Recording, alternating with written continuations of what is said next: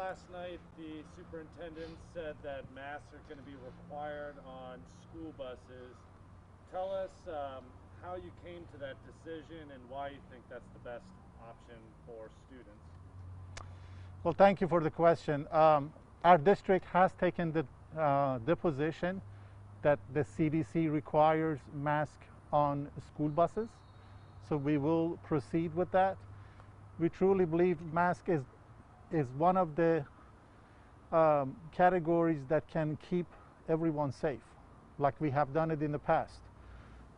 So we are asking all of our families, all of our students, when they board our buses, and our employees to have the mask on.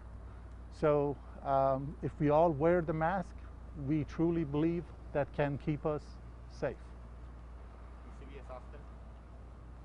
Is this for all of the grade levels? Yes, sir. We transport all of our routes, like in the morning. We pick up the elementary students first, then we go to the middle schools, then we go to the high schools. So this is for all grade levels on our buses, with the understanding, of course, according to the guidelines of the CDC, if there's an issue with a student that they cannot wear the mask due to disability or another reason, we will not, require it. At the same time, we will not deny transportation for a student that is at the bus stop 6 a.m. and possibly they don't have a mask or they don't want to wear the mask.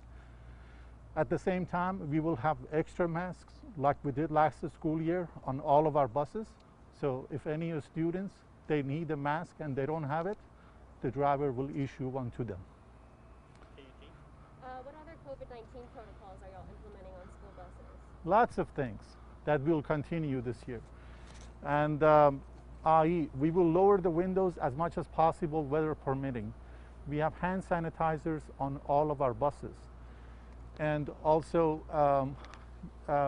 we do want our students to have their seat belts on.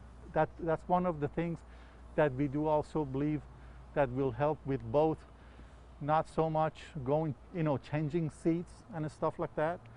And also we know for tracing, we will have seating charts after every trip, elementary, middle, high. Our driver will have the student's name on that seating chart just in case we have to trace for quarantine and also, report to the school officials. So there are many things that we did in the past, for the past 18 months. We were successful, and we do want to continue that to make sure our students and our employees are kept safe.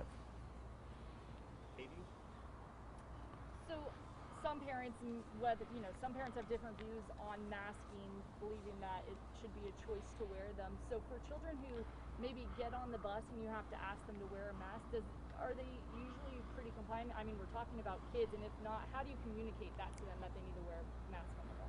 Last year, when we did this, we really did not have any issues. I did not hear from school officials or families or the students, I do not want to do it. Of course, there is that difference this year that is not required state law, statewide.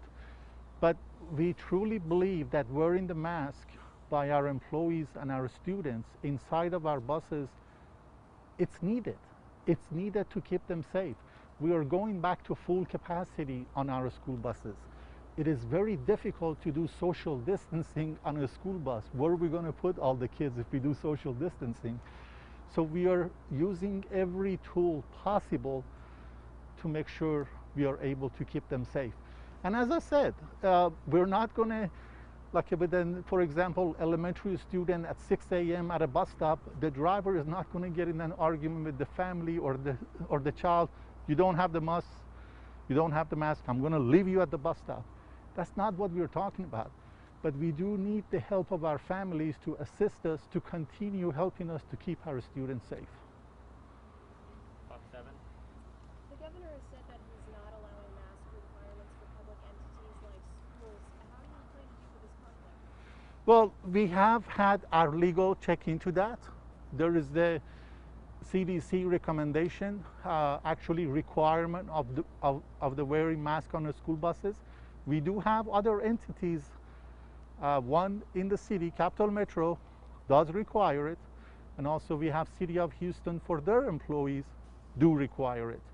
So our legal system has taken, look at that. My charge here is to make sure our students are safe, and we truly believe that's the safest thing to do for our students at this time.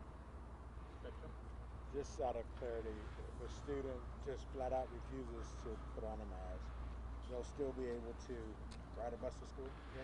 Well, we don't want to continue the same practice over and over every day. What we will do, like we did last year, we have a referral system for our students. We send that to the school official. Hey, if you would talk to the family, that we do require masks on the school buses. But as I say, we are not into refusal service for our students. We are a service provider. But in order to stay as a good service provider, we also have a responsibility to do whatever we can to keep our students safe. And this is one of the ways. We'll go around for additional questions if there are any. Take Sam. How about just how many students you think are estimated to be riding buses today? How many different routes? And with that being said, with that many students, what you expect your drivers to have to do, what their responsibilities will be, and if that's going to be difficult for them with the hundreds of students that they are under their care. Well, today we have our secondary schools orientation days. Orientation day for the new students. Not very many, are going to go to school. Starting August 17, when we start the school, we have about 34,000 eligible according to our policy for transportation. On average, on a normal school year, we had about 20,000 of those ride the bus AM and PM.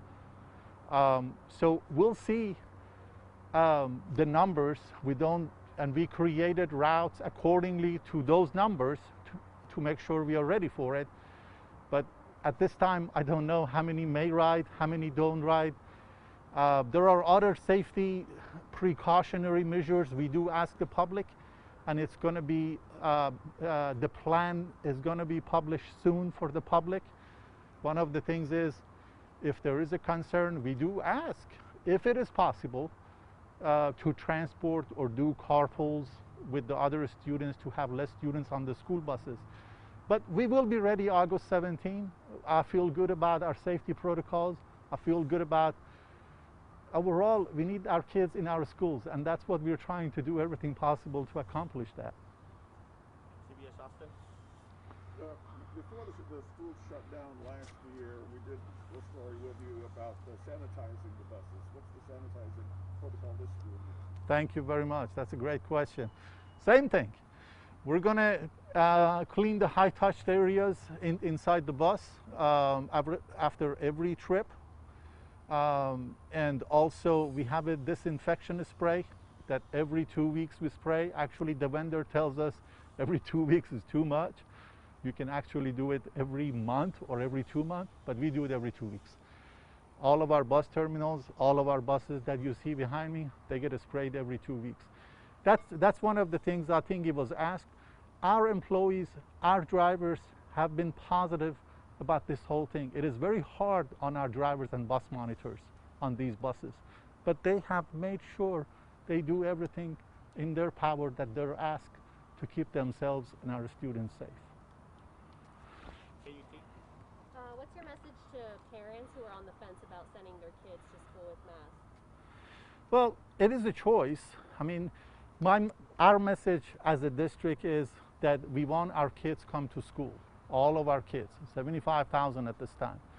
It is also our responsibility to think about what kind of measures we can take when we are asking that at the same time to keep them safe. My message is, please send them to school. Please, if they're bus riders, send them to their bus stops. But at the same time, the expectation is to comply with our requirements.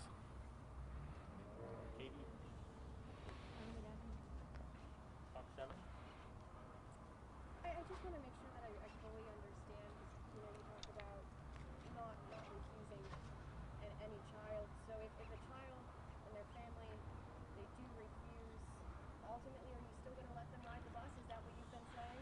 Yes, we will, because we don't want to deny service, but at the same time, if it happens over and over, we will do a referral to the school principal to talk to the family possibly. Because again, we are a service provider. I cannot leave a student by themselves at a bus stop for that reason only.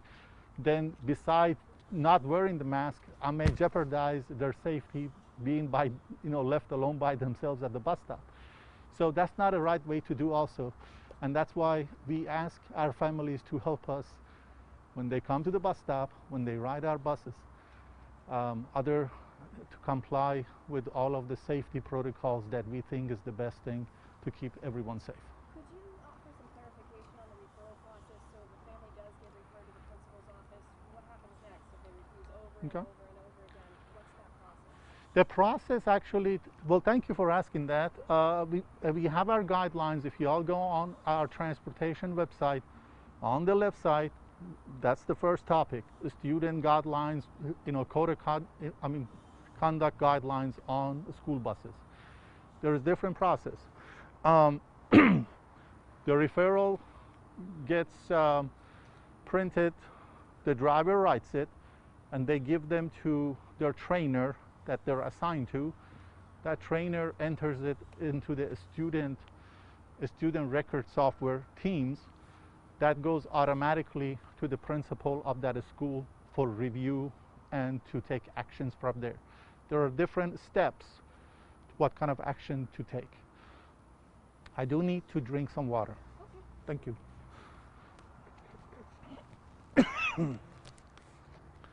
Man.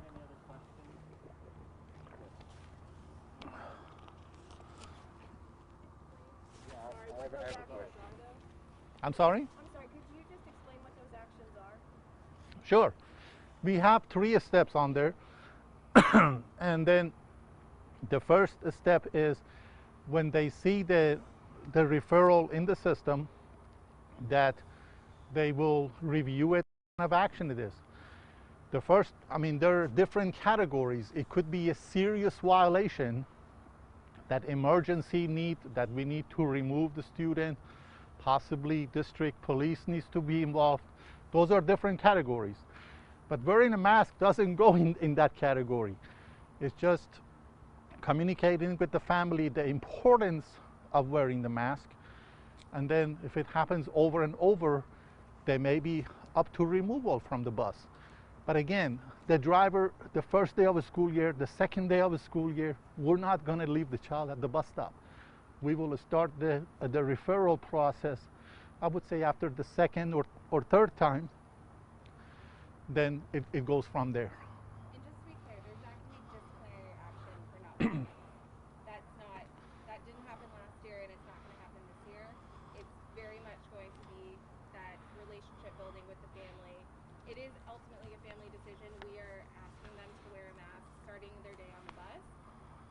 And we know that we can't require that once we get on the campus. But we are seeing that a lot of our families are willing to be wearing a mask for the safety of our community, and we're really thankful for that. But again, there's not going to be disciplinary action related to any mask wearing. Correct. Just like last year. Going back to cleaning, will you clean between drops, or how does that work again? So after each trip, i.e. when we drop off elementary students, we have little time to start our route for the middle school. We can't clean the whole inside the bus for that time period. They will clean the high touched areas, i.e. handrails, top of the seats. Then they go to their next one. At the end of the day, when they drop off high schools, when they return here, they can do more cleaning, right? At the end of the day, the same thing. When we drop off in the afternoons, the same process. Then every 2 weeks, usually happens on a Saturday, we also go through every single bus, and inside of our bus terminals, we do the spray of the disinfection of the whole areas. In the end, unless the governor changes his mind, it sounds like, without any teeth to a requirement, it's not actually a requirement. It just sounds like a suggestion. Well, we do require it. We do require wearing masks on the school buses because we truly believe that will keep our students and our employees safe. But in the bottom line, nothing is done other than talking to the family. It doesn't sound like, for those parents that believe in masking, Right. that don't want their kids around a bus full of kids without masks, Right. what's the bottom line? What happens? Well, there is no really bottom line. I can't put a bottom line on that, but the district position, again, is that we truly believe the CDC requirement of the school buses, passengers and the students on the school buses wearing a mask. The district has taken that position that we do believe in that. Are you in a position to ask the governor? Do you feel like, can you give us your opinion on what the governor should do? Well, I don't. I have a personal opinion, which stays outside the district, but the overall census from our families from different districts is that to allow the school districts to require if they want to. So we'll see what that how that happens. And if there's no questions, we'll give the final one. I was just going to ask. You mentioned how this is all based on the CDC's thoughts right now. How often are you guys reviewing it to see if it needs to be updated? Our student health department director and her employees, that department on daily basis, hourly basis, they check different things, regulations, state, feds, local, and then they share the information with everyone. So the parents just need to keep an eye out for communication from the schools. Correct.